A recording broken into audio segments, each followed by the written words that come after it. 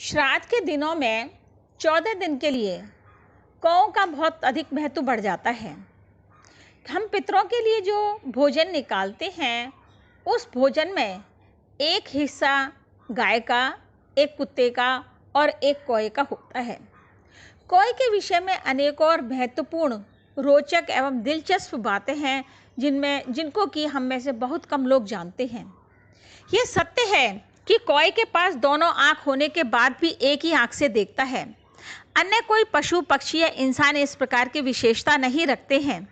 सभी की दोनों आँखें एक साथ काम करती हैं। कौए की एक आँख दोनों तरफ घूम जाती है और वो बराबर काम करती है।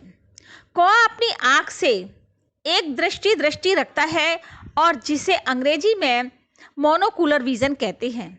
यह दृष्टि दूरबीन की तरह काम करती है, परंतु कौआ अपनी दृष्टि का प्रयोग दूर की चीज़ों के लिए कम और पास की चीज़ों के लिए ज़्यादा करता है।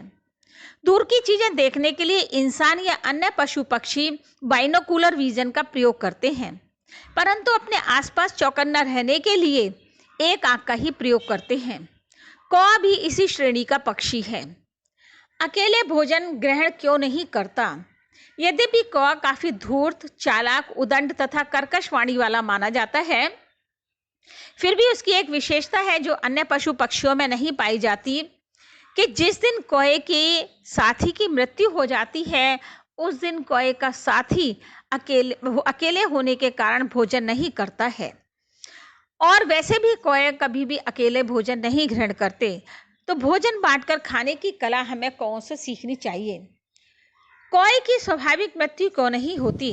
धर्म ग्रंथों की मान्यता के अनुसार जब देवता और राक्षसों ने अमृत के लिए समुद्र मंथन किया, तो उसमें से जो अमृत निकला उसको कौए ने चख लिया।